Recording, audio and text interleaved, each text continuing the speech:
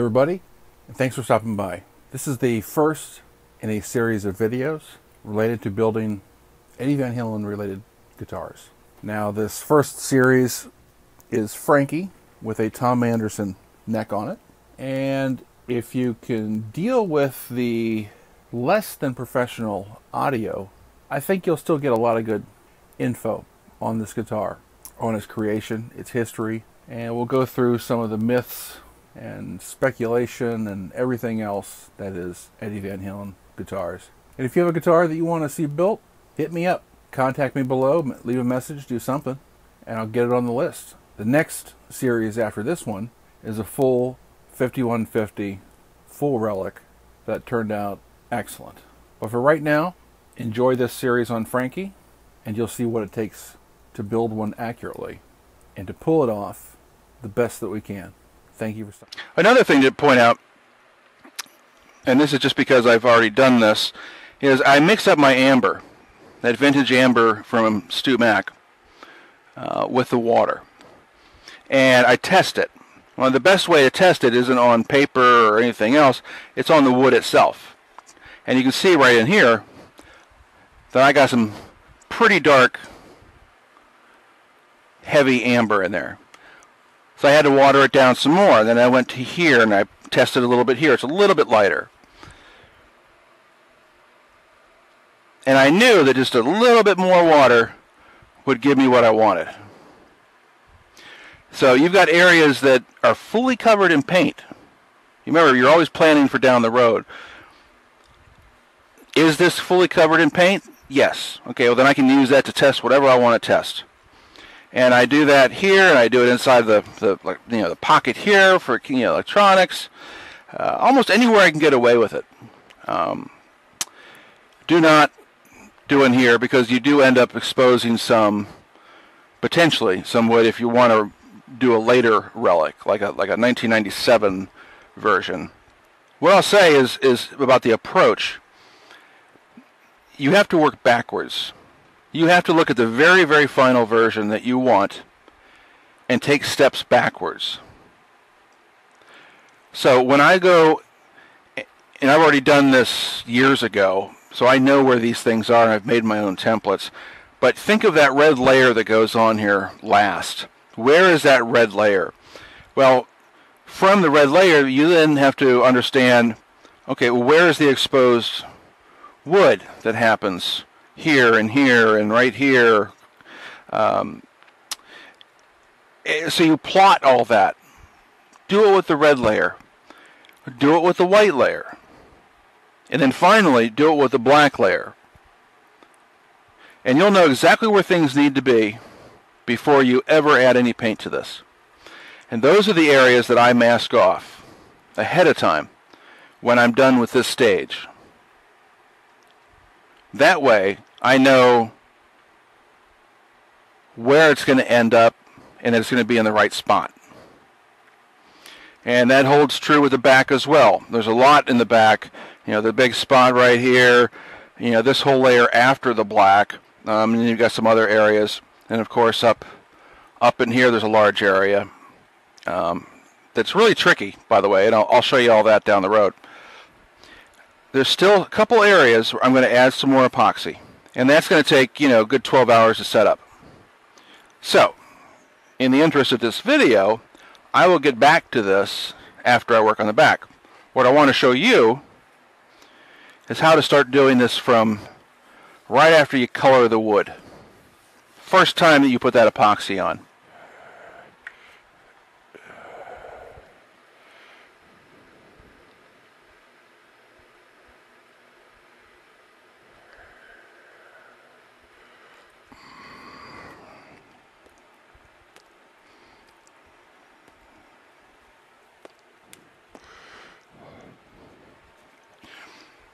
Next time you go get Chinese, grab some extra chopsticks.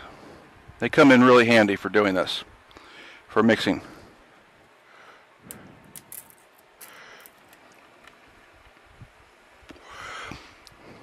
I know that I'm done mixing when the large bubbles start to form. I don't know if you can see that. So that's done. I like to use a lot of old tops to spray cans because I've got a bunch around, but it also gives me a good place to simply let my stick rest. And any drips that come out fall to this inside layer. Just a little helpful hint. So, see all the bubbles in there? Let that sit for 3 or 4 minutes. A lot of those bubbles, they come right to the top, they dissipate, and you're back to working with a smoother epoxy that's not going to have a lot of bubbles in it. So, I'm going to let that sit right now. So, get all your tools. Get your old whatever, Amazon gift cards, whatever you got. Start collecting these, by the way. You'll go through probably 6 or 8 of them on doing just this one body. What's really handy is if you're doing 3 or 4 or 5 different bodies all at once, you still use 6 to 8 of these, but you won't have to use up to 24 of them. You can kind of just go body to body to body and do them. So basically right now what we need is just the card, the epoxy at the right thickness, and have a paper towel. Make sure your body is completely cleaned off. Again, it's all in the prep work. Prep, prep, prep. That's for everything. Okay? So I'm going to give this another minute. Now I'm going to come back and start doing the deeper areas. Alright, I'm back. We're ready to go. A lot of the bubbles have worked its way to the top. Very few left. Those will just go away as soon as you start to apply it. So I'm going to work on the flat surface until the epoxy thickens up. When it thickens up, I will start doing, like I said, this inner bout with my finger. But you've also got a whole belly cut here to deal with. I use my finger on that as well. I don't use the card. Now, if it's exceptionally smooth and doesn't have deep grain, then you can use the card. But the thing is the card never really lines flat with that belly cut. It's got, even though it looks flat, it's got a little bit of this card can rock back and forth, meaning that it's not flat. Alright, so now we're going to fill some deep spots. We're going to come in, use our finger when it thickens up, start doing in here, and put another layer on this outside edge. So, does not take much. When you pick it up, I like to roll it so I'm not dripping it. And I can put it right where I want.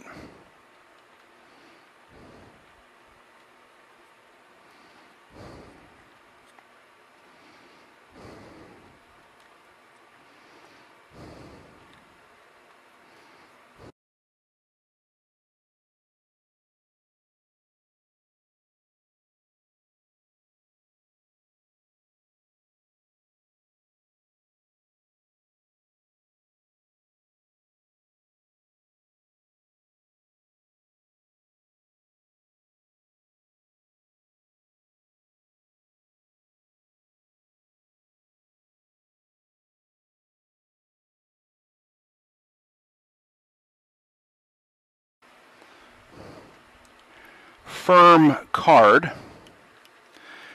When I go to wipe off excess, that's the other reason I like to use these chopsticks. I can wipe it right off onto that chopstick.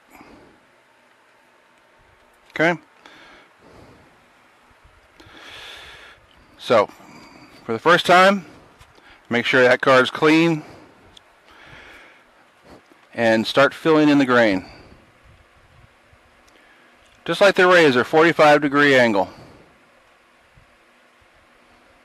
And you can kind of push down, which is going to hopefully push it down into some of that open grain structure.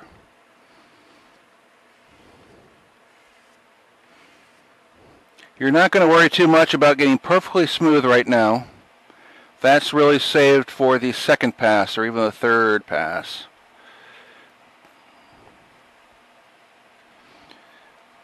So you want to take your time. Get it filled just right.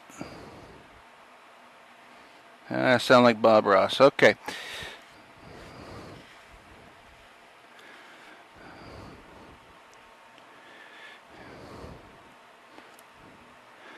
I'm pushing it down right now into there.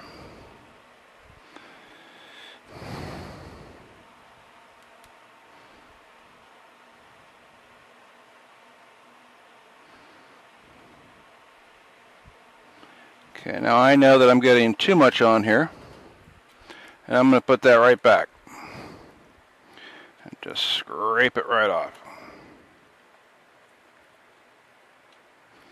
Okay, I'm going to come back and deal with these piles in a minute. Right now I'm not worried about them.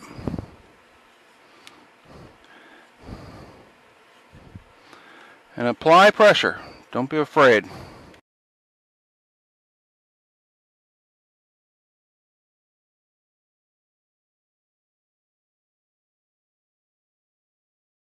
And you can see I stopped kind of close to these edges.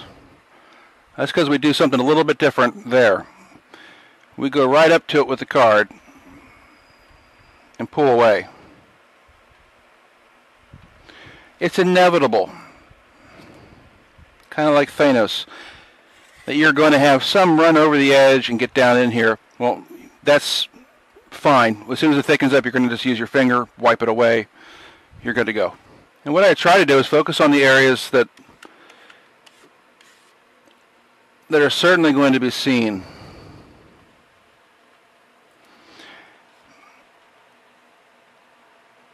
And what I mean is I don't worry a ton about what it looks like under the neck plate. Of course, while you're there, you might as well just do everything. Wood that is not sealed is like a sponge. And you'll find, especially if you do a 5150, that wood can soak up a lot of paint. And it's going to take you a lot more paint. So let's come back here and do the areas that we've been avoiding. See that little drop right there? Bloop. That's all you gotta do.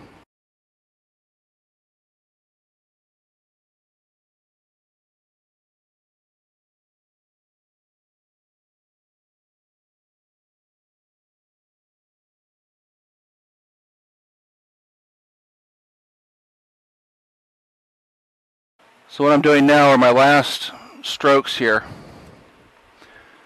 Giggity. To try to make that finish as smooth as I can.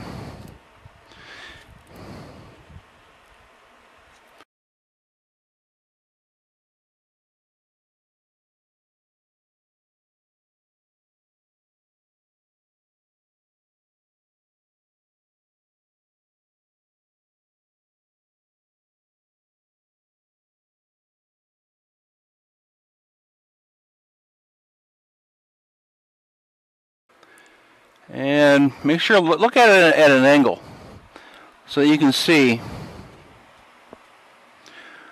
where those ridges are. That's getting pretty good. Wipe off that excess. Come back all the way to the edge. See, it's getting thicker now, so I could wipe off if I want. Right there.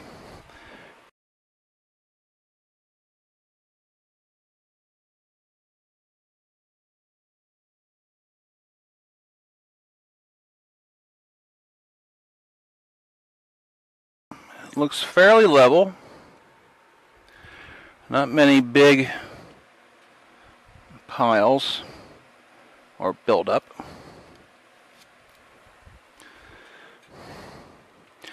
Okay, now there's going to be almost always a little ridge of epoxy that forms along this outer edge. And as soon as this thickens up and we start to work on these sides, I'll show you how to do that, how to smooth those piles out. Alright, now we're going to go in with our finger with the glove, giggity, and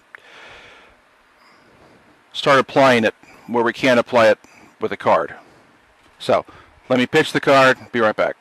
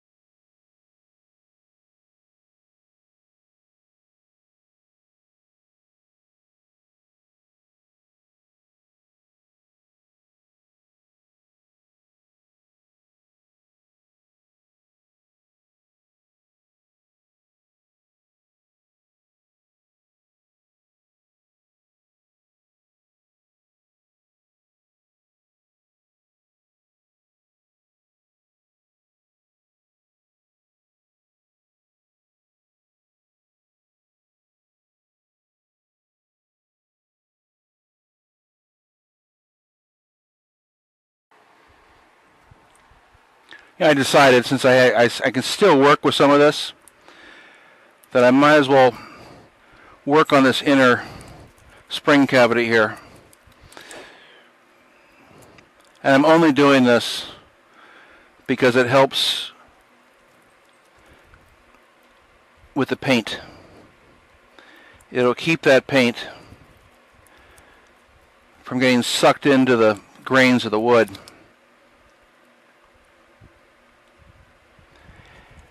It ultimately ends up with a better looking final product.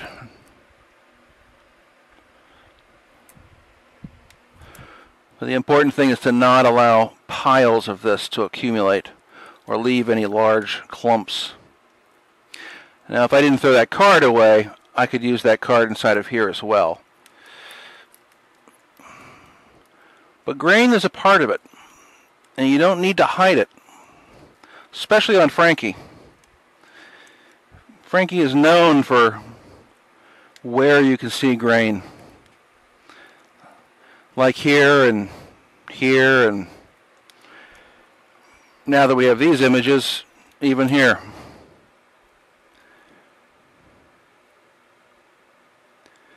The other thing I do when I can is the walls.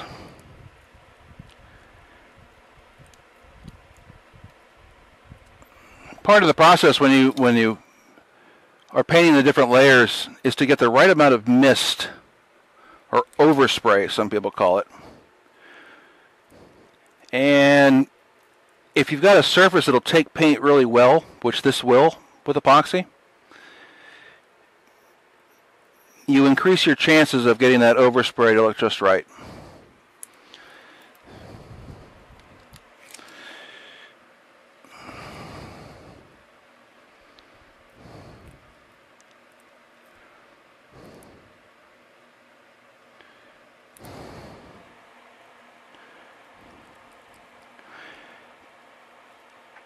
The other thing interesting about Z-epoxy is the odor changes. And I've gotten to the point where I can almost tell from its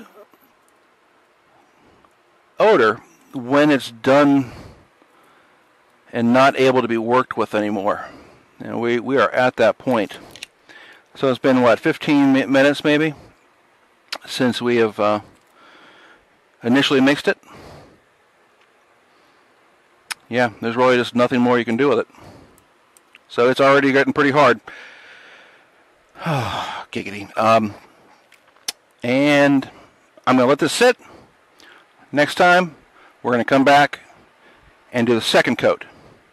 And then the back will be the same as the front. The sides here mostly have 2 coats on them. And we're going to take care of that as well and make sure that that's all even.